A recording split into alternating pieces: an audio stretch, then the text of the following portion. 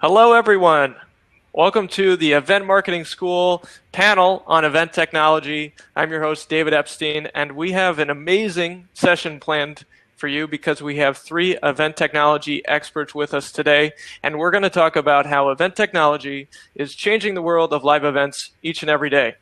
So, without further ado, I'm David Epstein. I'm the Demand Generation Director at Bizzabo, and Bizzabo is an event management software which is intended to help event organizers and event marketers plan successful events.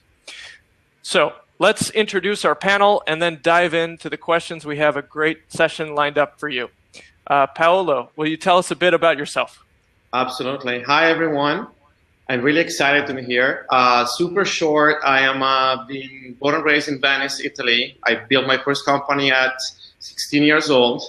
My background, computer science, moved to US. I built a bunch of companies. And the last one, Evensi, we are now the world's largest events discovery and promotion platform. We have more than 120 million events, 40 million users, and 7 million event organizers.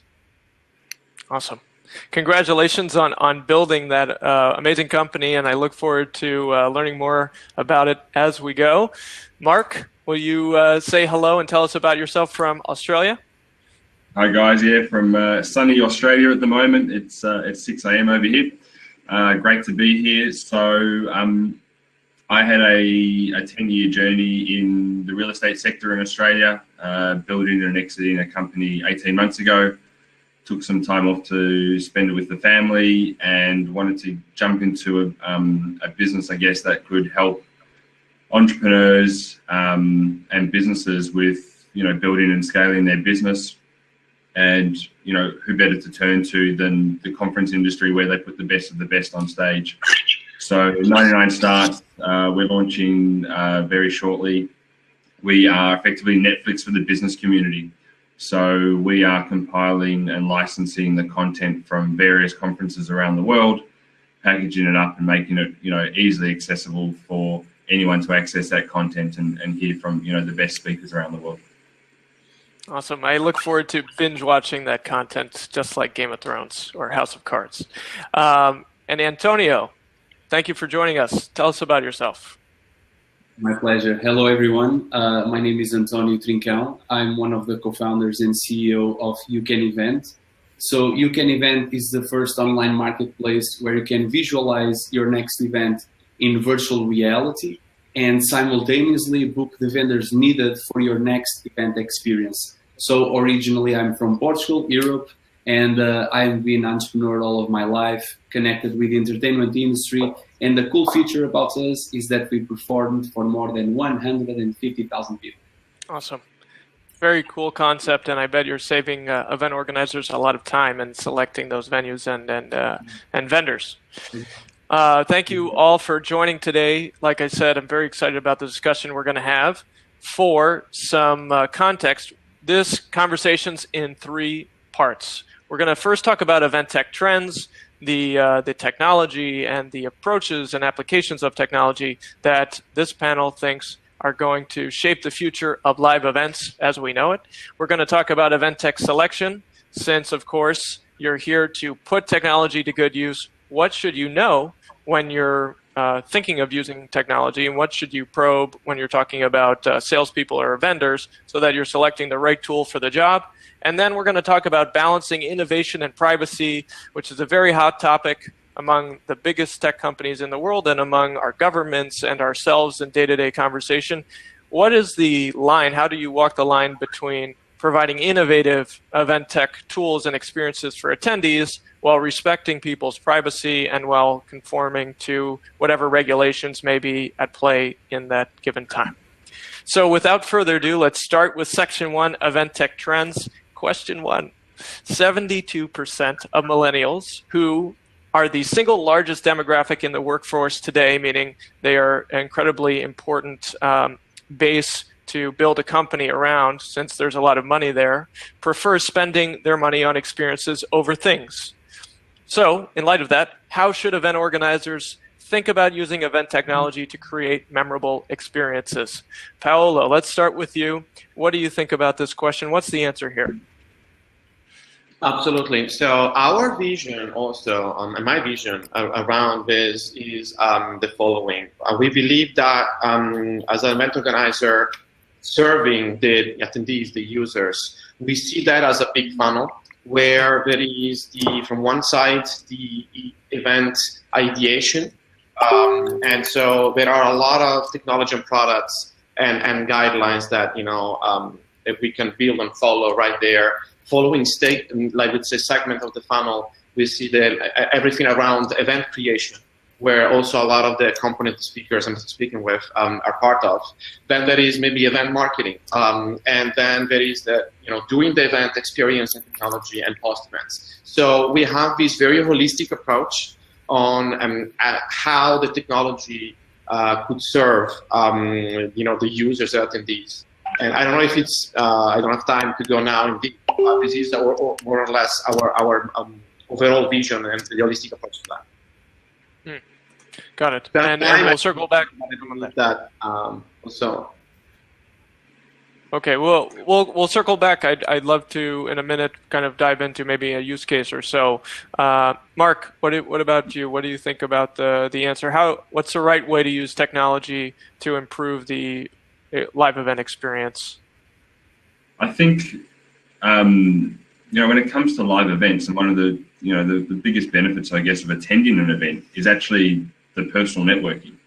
So it's using technology to help connect people in a room together that may not necessarily be connecting in the real world, or not even know that each other is at the room. So if there's technology around that allows people from different parts of the world to connect in the same room that wouldn't have previously and form relationships that can go on to, for years and years. I think that's probably the biggest opportunity for events is bringing people together.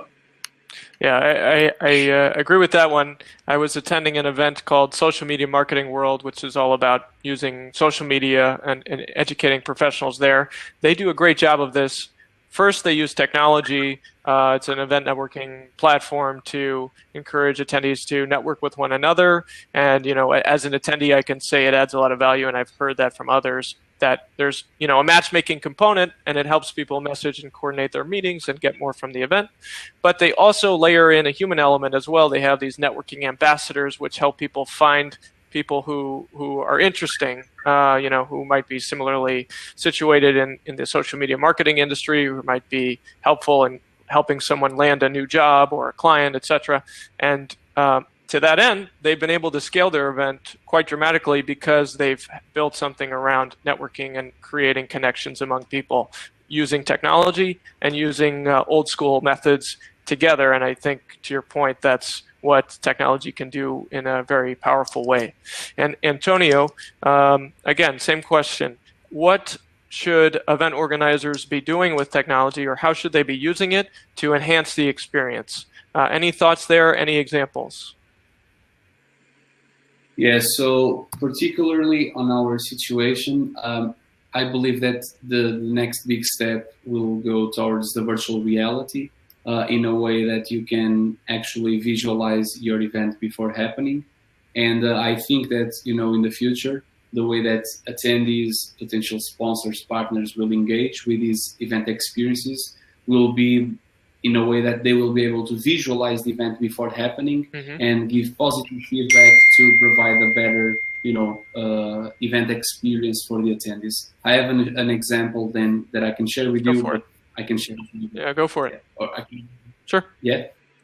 Okay, so I will share my screen. Oh, I don't know if you can share your screen, but you can certainly share your words. So if you want to kind of paint the picture, yeah. Okay. I have actually a link that I can share with in the chat, sure. Yeah. So basically, this is thank you so much, guys. So these are two examples of virtual reality environments that we made for event organizers. And these environments, they are like the venues that they don't have this setup. So everything was added after this, like the chairs, banners, lighting, TVs, all of that. And basically the event organizer is able to share this with the partners, sponsors, even the vendors, and get a better event experience in the day of the event because everything was prepared beforehand.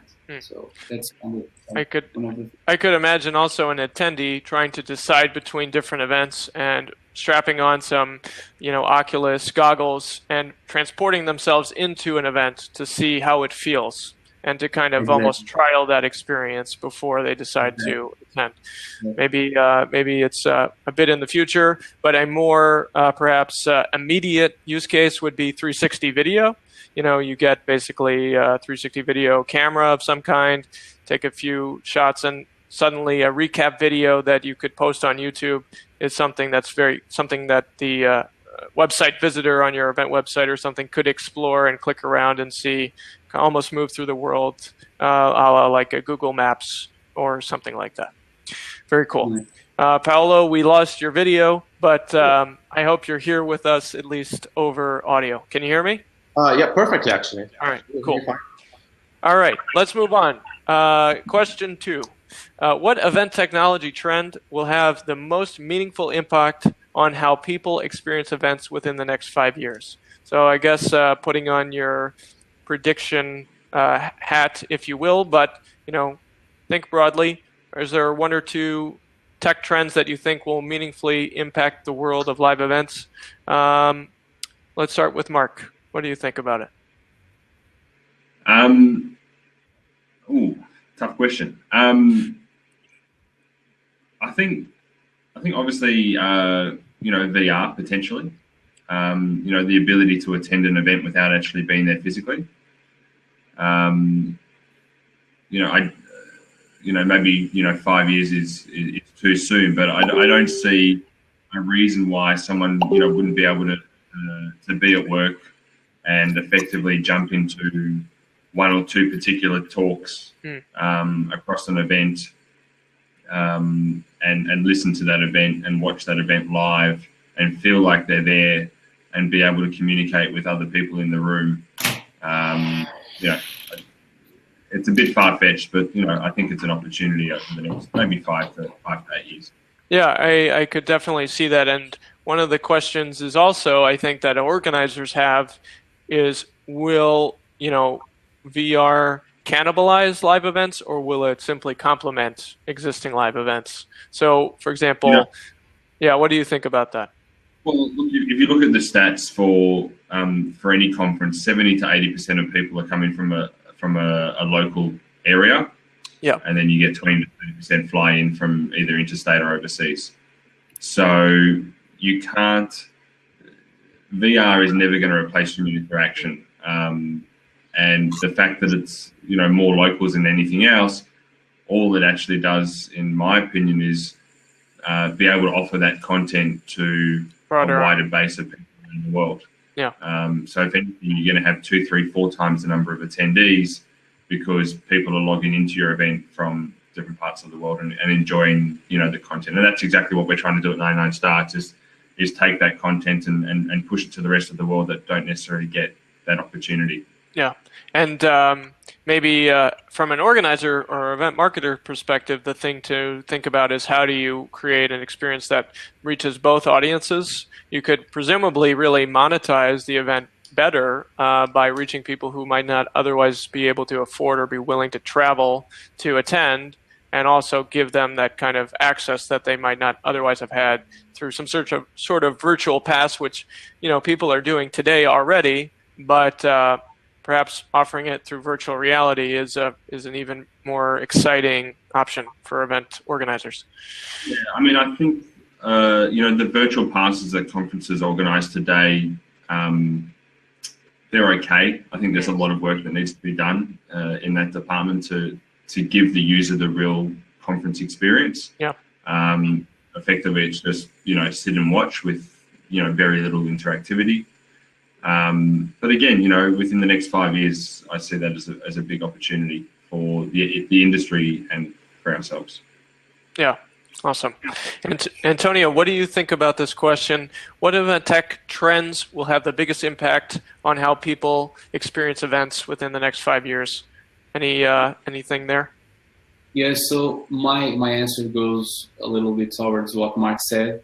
So I believe that virtual reality will impact, but not the way of me as an attendee going to the event in a virtual way.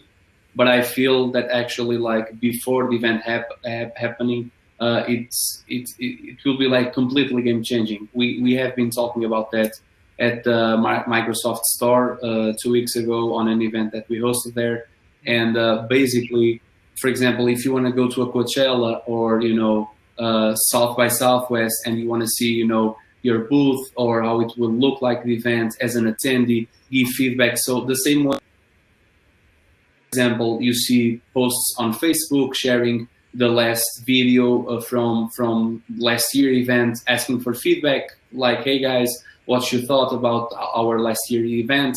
So what are your expectations? I believe that the attendees now in the future, partners, sponsors, they will give feedback and share their experiences based on how it will look like the event and the next event. And that experience will be provided by virtual reality. I think that will unlock a new way of creating event experiences that we don't have that information right now. And also another technology that I see that will impact a lot, like the event industry and the way that we organize events is actually like the data analytics and even the tickets market. I believe that it has a lot of room to grow, and that engagement and with data from attendees will impact like a lot in terms of technology and attendees engagement. Yeah. Awesome. Yeah. So if I'm hearing you, first, virtual reality will allow event vendors, sponsors, exhibitors, or potentially organizers experience kind of what they would be committing to, whether it's exhibiting at buying a booth at an event or contracting a venue, even and change that whole discovery process and avoid a lot of disappointment. As someone who's leading our marketing strategy at Bizzabo, I can say you can sign up for an event and be promised the world, and you actually go, and it's nothing like you thought it would be. If you get the example of Fire Festival, right? Like all of that catastrophe, like that's a perfect example. Or even me as a speaker or entertainer, like Justin Timberlake, if I want to practice, do my rehearsals before the event is happening, I will have this virtual reality experience. So it's like, I think that will be like completely game changing. And then in terms of the second one, which you can already see it in some event platforms, event management platforms, where you can track attendee behavior and movement in the space, and then you can optimize that further. For example, if you're seeing a heat map of the event floor and traffic is more concentrated in an area that you might otherwise expect, you can ask sponsors to move there or ask them to move somewhere else by using catering or speakers or something, a giveaway to help people move through the space in a more optimal way. So interesting ideas and things that we're already starting to see. And last but not least, Paola, welcome back camera-wise. So for you, what meaningful tech trends do you expect will change the world of events in the next 5 years or so? Absolutely. I have a dual perspective, both from the event goers and from the event organizers side. Great. I'm going to keep it simple because I have a lot of ideas around this, but the main two that I'm really fascinated about from the event goer perspective, and actually the approach for both is about data. So data for event goers means having the opportunity to, before the event, during the event, after the event, to actually connect the most seamlessly as possible with the other users. So before going to an event, I could have a map of who's going, the expertise of each person, and I have a way to connect with them even before the event, maybe already starting a conversation, and maybe this approach would work better with a business event. And the same happening at the event. I have a map of who is around me, and I can actually meet in person, in real life with these people. And after the event, even stronger, because the event is done. I didn't have the chance to meet all of them. So I can actually find the attendees available for further conversation, the virtual world, email, phone calls, or in real life. And I still have a map of people with enriched information about each one of them, their skills, their forte, their business, their expertise. From the event organized side, the approach is still about data, but for a different reason. I have a tangible proof coming from our own company. We have literally hundreds of data points for each user going to an event and through the platform, and also dozens of data points coming from the event side, from the event organizer. So what we are learning is that event organizers can, before creating the events, they can learn in advance what is the best day of the week they can have the events based on our data model and based on our recommendation system. We can even predict the best ticket price to attract the highest number of users for that event based on the specific demography for that type of event in that specific city for that specific topic. So I see data at a tangible use for event organizers during all the phases of the event, ideation, creation, marketing, and during the event and post-event. And so and all my biggest prediction is my angle is about how the granular data we can have today is going to have a tangible impact on making the right choices. And are we getting into the world of machine learning in this case?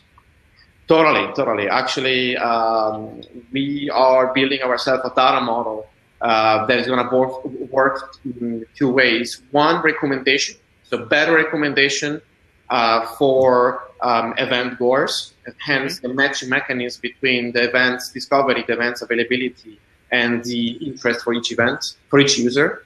And from the event organizer, is machine learning applied to any possible type of data to predict everything I said before. So what is the best day of the week that I should do this type of event in the city?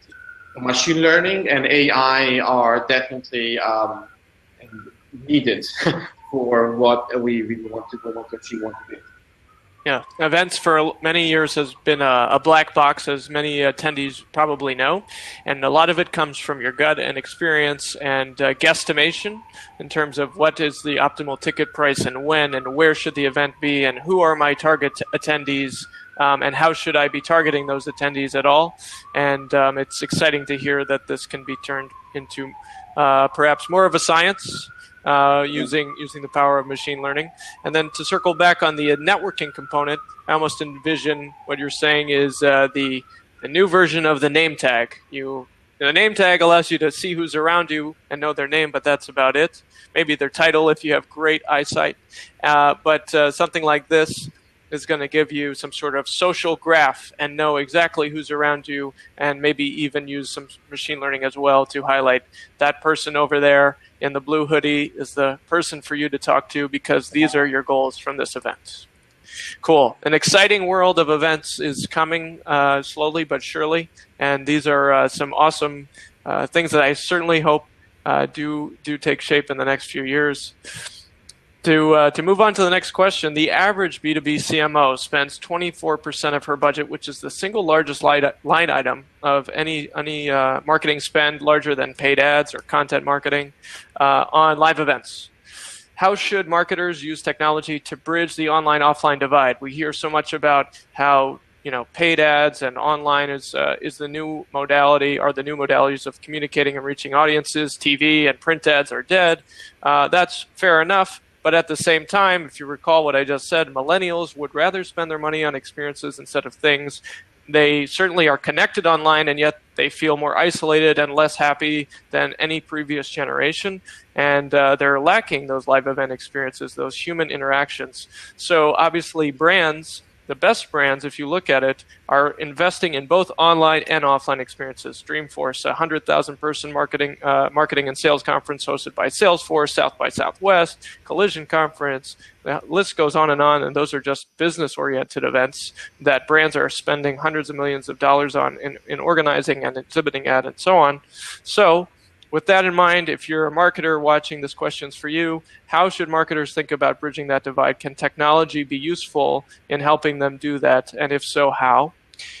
So Antonio, let's start with you. Any thoughts there, either as an entrepreneur who's trying to build a business and use different channels to do that? Or as an event technologist, any ideas on how marketers should use technology to bridge that online-offline divide?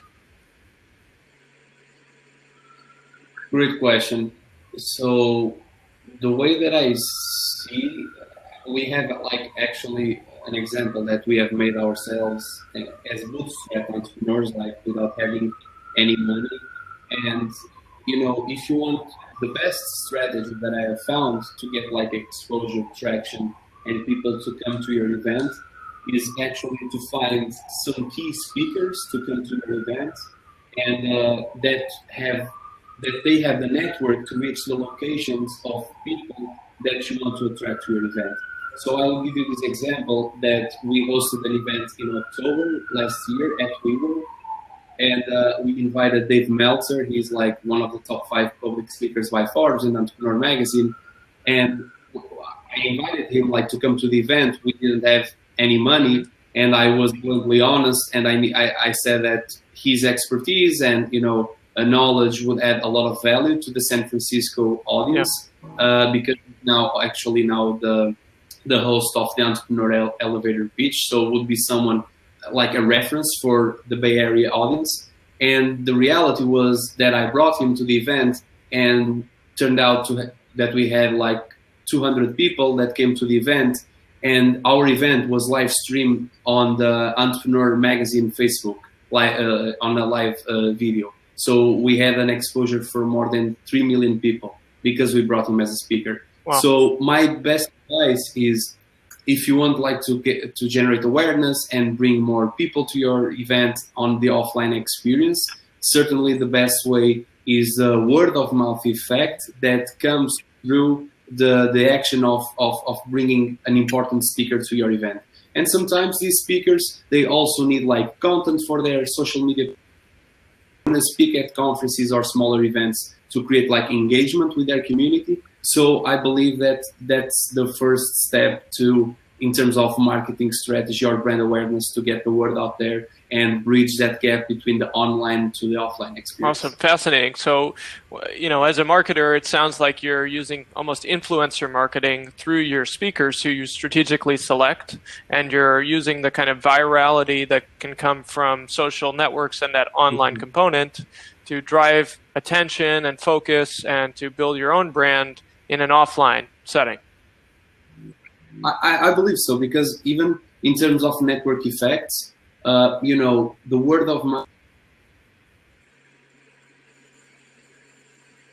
I think we lost Antonio for a moment, but I think if I were to channel his answer, he would say something like, the word of mouth effect is incredibly powerful for event organizers, and it's something that should be used on a rolling basis. And it's a great answer. So thank you, Antonio. Paolo, what do you think about this question as well? Basically, again, what do marketers, how should they use technology to bridge the online-offline divide? Any thoughts there? Sure. I start with this saying that I've been heard, and I've been hearing it and also used it in all our marketing effort, even for my previous companies. There is a saying that says, you need to fish where the fishes are. Yep. And that applies to any product, any channel today. And specific about events, you need to understand who is really your target audience for that type of event. You need to understand where that specific target audience, maybe in this case millennials, are spending the majority of their time, and what are the channels they're using. It could be, a Snapchat, it could be a specific app, it could be Evensi, it could be, and you need to start sending custom messages to these people, adapting the message itself, so the content, using the right channel. And also you need a hook. You need something that's gonna get their attention, and then you need something that's gonna trigger their desire to actually meet and come to the events. So I believe by using this approach, this funnel, and going specifically where your people are, especially for events, is key to the first step of bridging the gap everybody's online, but at the end of the story, we are human beings, and our first need is to get together. So you need, the need is there. People want to meet. You just need to find the specific trigger, you know, that people to snap and actually meet and go to the event. That's my overall vision around this. That makes sense. Again, it sounds like you're using, you know, there are so many advanced targeting techniques out there, whether they're through paid ads or just great keyword selection and organic search or influencer marketing, what have you. But basically, you can be very targeted with who you choose to talk to online. That can really help you fill a room with the right people and create something that's very valuable for everyone who's there. So that's using the online. And the offline, of course, is, you know, thinking about or curating a live event experience that really suits the needs and serves the desires of a particular demographic, of a very particular audience that's relevant for your business. And that goes for whether you're planning a music festival or a CMO roundtable. Those principles are the same. Mark, again, what do you think of this question as an entrepreneur who's already bootstrapped a successful company, now moving on to the next one? You know, how should other marketers or how should marketers think about using the best of both worlds? Yeah, definitely. Look, I agree with what Antonio and Patio have said. You know, it's massive, and you know, probably one of the mistakes we made in the previous business, and what we've realised and what the conference industry do so well is, you know, conferences are all around partnerships. So whether that's partnerships with your speakers or partnerships with your sponsors or partnerships with your, you know, your media players, there's all these partnerships, and effectively those partnerships help accelerate and amplify everything you're trying to do. And, you know, they work with each other in an offline world and an online world. So, you know, if you can strengthen those partnerships, and if you look at, I guess, you know, the long-term viability of a conference, and the fact that it's not just a one-off event, but it's something that you're going to be running, you know, every year, and you might do like mini events throughout the year, and you work as a partnership, you know, over the next 5 years with the particular people that you're working with. I think that's the best outcome for everyone. It's not just a one-off event, which, you know, I think attendees think like that because, you know, they come into the event, they spend 3 days there and they walk away. But from a conference organizer point of view, you know, I know, you know, firsthand how difficult it is to organize a conference, get your speakers, get your ticket sales, get your sponsors, make sure that the day, you know, or days flow smoothly, and that it's a great event and a great outcome for everyone. And that all comes down to, if you've got the right partnerships in place, then you can focus on the user experience and make sure that you do have a conference next year to run. Right. And the other thing about that, I think that's a great point, is, you know, in many ways when you're creating an event, you're building a brand in itself. And, you know, building a brand will take time, but if you do it successfully, the future iterations of this event should be easier to promote in a way because you start having some cachet. So I think about Inbound, right? You know, they started that event, I don't know, 10, 15 years ago. Now Inbound is like a global brand in itself that's that every marketer wants to go to, or at least considers. And you only get there by planning a consistently good event year in, year out with people who are committed to doing that. It's people that are committed, and one or two speakers can change the world of a conference for the better in the future.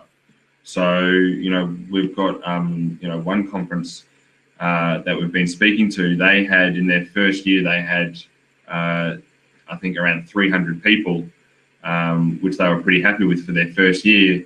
Then they managed to secure for their second year, you know, one of the top keynote speakers in the world. And all of a sudden, you know, their second year, they had 2,500 people. Wow. And that's because they had one great partnership or relationship with one individual keynote speaker. So, you know, that is key to the success of your conference brand. Awesome. Well, we got a question from an audience member, and you can ask a question at any time, and we'll try and get through them all. But Kelly wants to know, how can event organizers leverage content they create for post-event promotion? And Mark, talking about building an event year in, year out, let's stick with you. How do you think they should do that? Any tips there?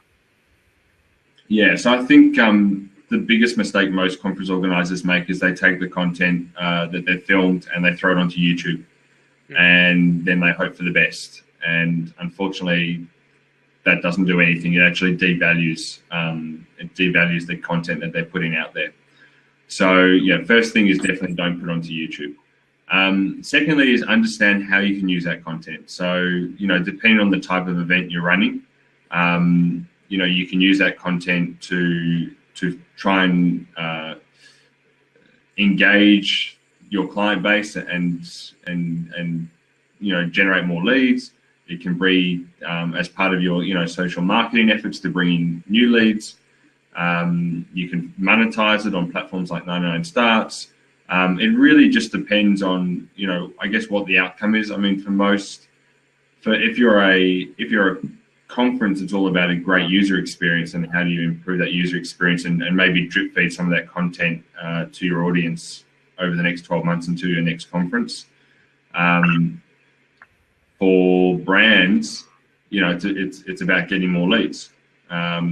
So I think once you've got the content, there's so much you can do with it. You know, 40-minute talks can be turned into, you know, 3-minute snapshots, you know, with, you know, key takeaway points. You want to add value. So the whole point, you know, the whole purpose of throwing a conference in the first place is to add value to the audience. It's not a sales pitch, it's to add value and educate. So if you can take that content and continue to do that through your digital marketing, whether it's through awareness or engagement or retention, then, you know, you're using that content effectively. And while you might not see the direct relationship with, you know, revenue growth, it'll definitely be there because you're using it the right way.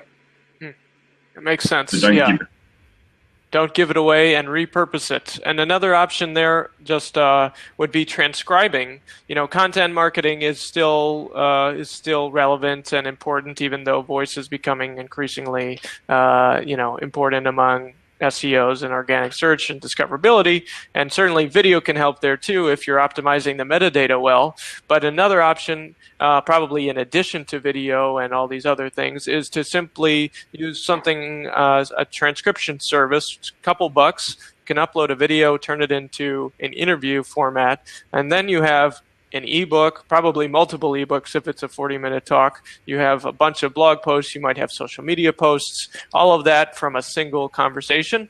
And speaking of your partners and speakers, you can also kind of encourage those speakers or sponsors or whoever to reshare that and amplify that content if you couch it. If you couch them as experts because you're flattering their ego, that helps them promote their personal brand or their brand as an organization, and you already have a distribution mechanism built in. So there's an idea for reusing that content in the long term.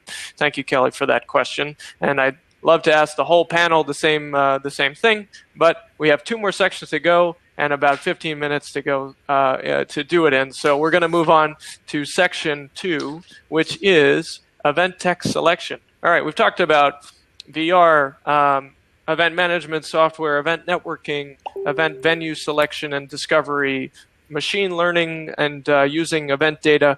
All of this is super exciting, but what about selecting the event tech solution? And you know, event tech is a crowded world. There are thousands of solutions out there. Which one is right? What do you do about comparing vendors? Let's get into the weeds on that. So, Paolo, this one goes to you. First, how should event organizers or event marketers choose between similar event tech platforms? What criteria should they use to evaluate a purchase? Absolutely. Also, we are discussing with a lot of our clients, and they keep sending us questions on how to help them to pick tech vendors about events. So it's very spot on. Well, number one, whoever is making the selection, they need to have very, very clear the need they have. Why? Because if you just have a kind of a rough idea and you're going to the market and the internet, you're going to be bombarded by hundreds of possible tools and companies with a lot of features that are super cool.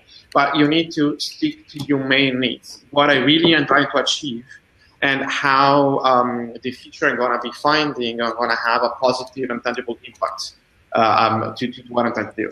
Point number two, that is where I'm most pushing toward to, is checking the compatibility for the integration with other tools.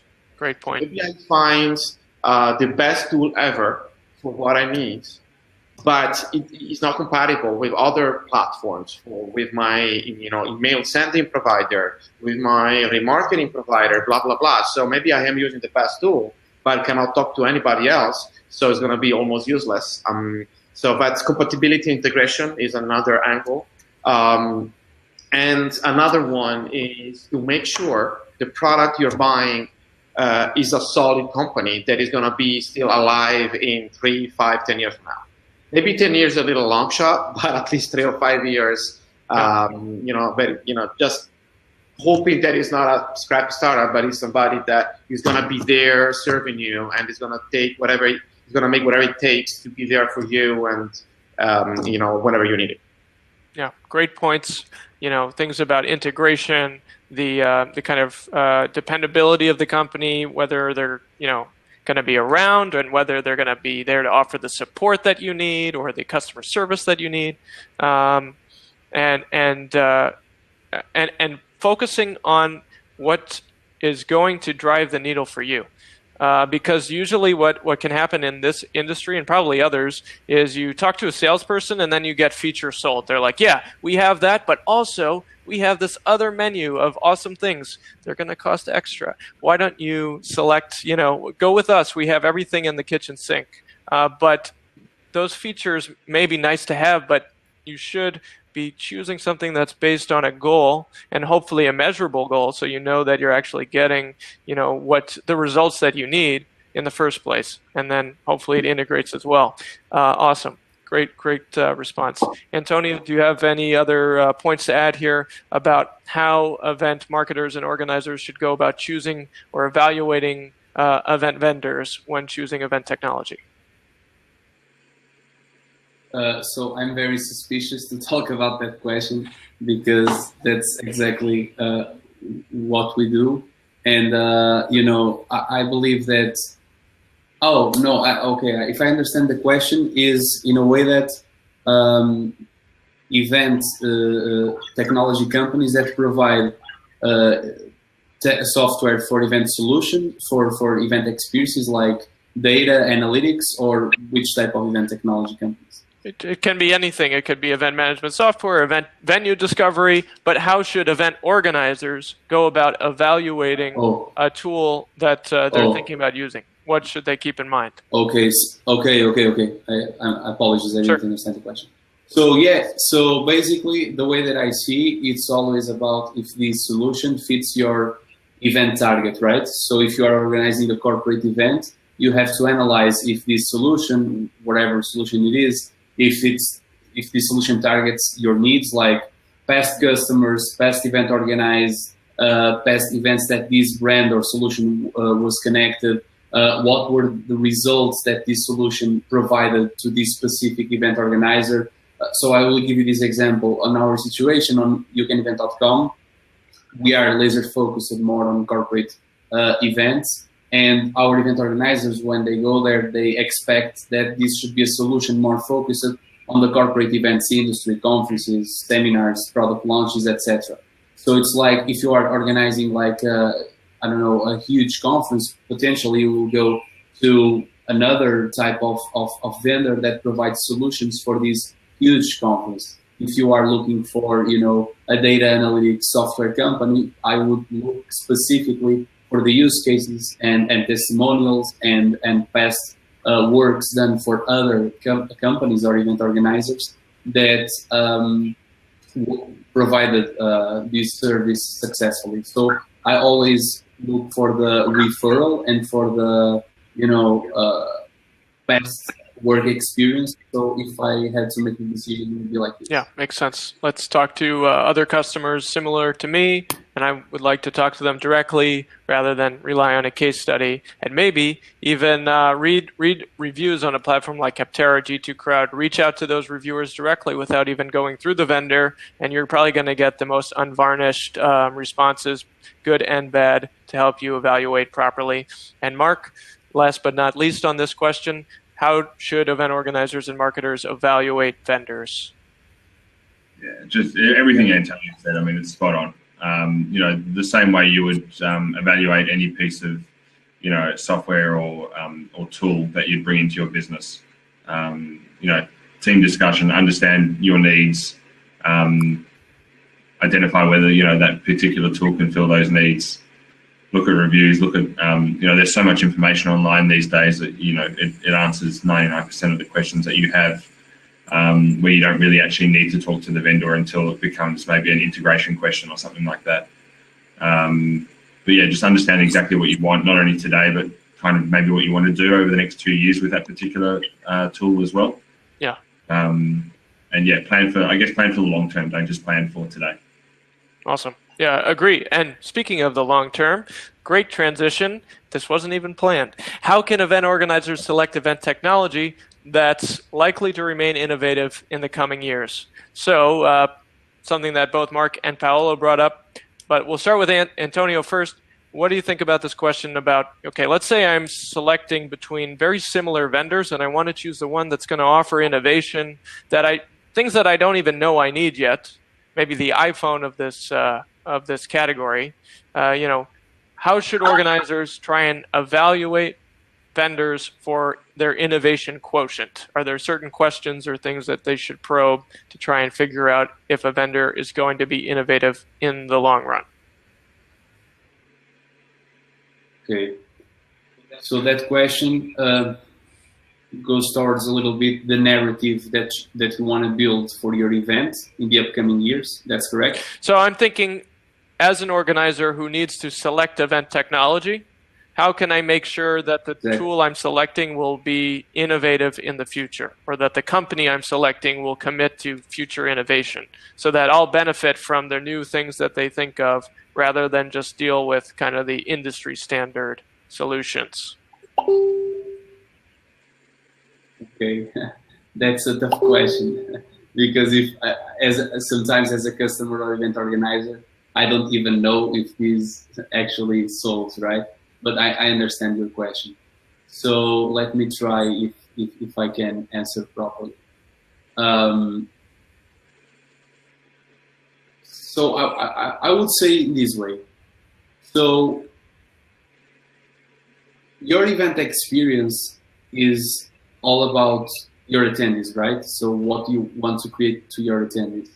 So if you are selecting a technology that will innovate, you have to figure it out for what, right?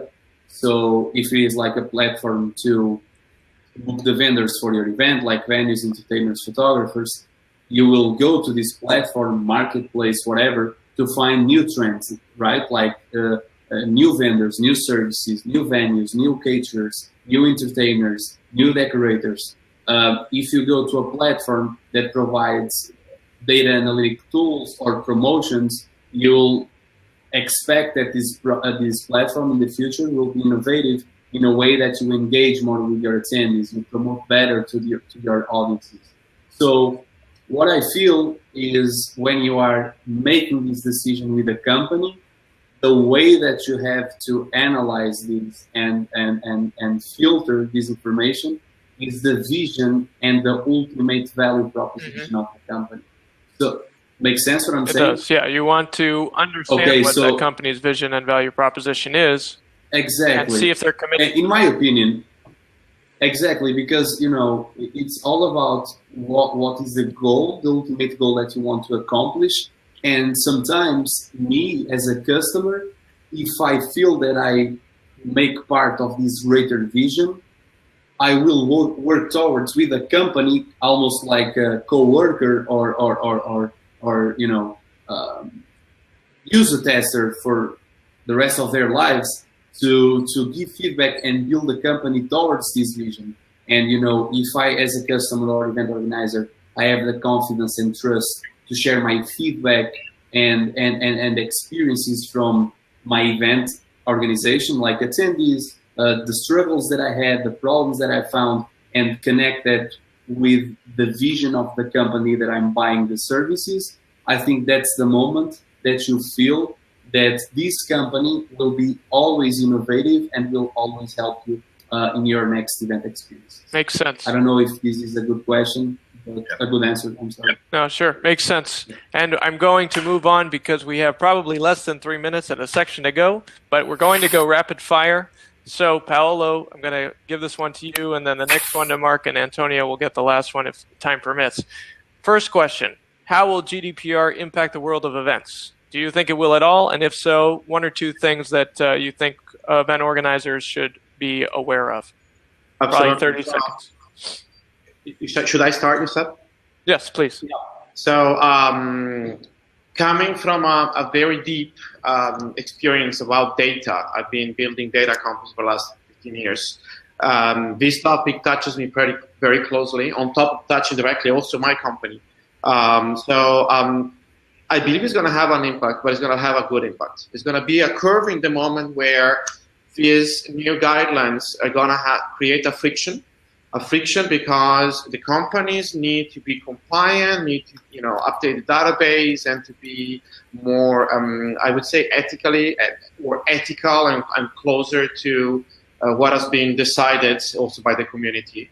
So there's going to be a moment of friction, and moment where there's going to be maybe a moment in which the engagement is going to be tougher between users and the company because nobody knows exactly what's happening. Or is the company stealing my data, or is it a good company? And GDPR is in the path to make both parties, users and the company, to be on the same page and to have clear that nobody's stealing data. Actually, data is well reserved and well protected, and everything is compliant. So from one side, there is a big friction. But in the long run, it's a great thing because everybody is going to be on the same page and more comfortable to share even more. If I know I can trust you because you're following guidelines, I will feel more comfortable as a user to share even more with you in the future. And we're going to be all in a more trusted place. And my second take, more a strategic type of take, that started when, just say you're trying to sell your product. A big learning about enterprise sales, for instance, is if you ended up learning what are the laws and restrictions about the type of selling you're trying to do, your best person to talk to at the company is not your CMO, but maybe the legal department. So I see that angle applied to GDPR. So if you comply now, you're going to have a better chance to have your product as a better fit into the market or the sales situation where you're trying to create the transaction. I hope it makes sense. It wasn't being easy to explain it. It does. I think there's you mentioned an important push and pull between regulation and innovation, but in the end, users might be more comfortable sharing their data if there's some guarantees in place. Wow. And also conforming to these regulations could help businesses sell into enterprise organizations more easily because they're already going to be compliant. And you actually answered, I think, several of the questions we had outlined, and we're at time, so we're going to leave it there. Okay, quickly to wrap up, Mark, and we'll go around quickly. Mark, tell us how people can get in touch with you if they have more questions. Yeah, sure. So email address, mark@99starts.com, or check out 99starts.com and send us a message through the Contact Us page. Thank you. You can email me at david@bizzabo.com. Go to bizzabo.com/event-resources for free ebooks and webinars and more. Antonio, how can people get in touch with you? Okay, I will write down my email because my Portuguese name is a little bit complicated, but it's antonio.trincao, so it's TRINCAO @youcanevent.com. I wrote the email on the chat section. I see it there. Perfect. And Paolo, how can people get in touch with you? The most quick way is Paolo, PAOLO @evensi.com, And please find us at evensi.com. And if you're an event organizer, you can go to business.evensi.com. We have a brand new section just launched just to help event organizer sell more tickets. Very cool. Thank you all so much for joining us today. Thank you to our panel of amazing event experts. What a great conversation. Wishing you the best of Event Marketing School 2018. We'll talk soon. Bye-bye. Thank you. Bye-bye. Thank Bye, you. guys. Bye. Peace. Bye. Bye.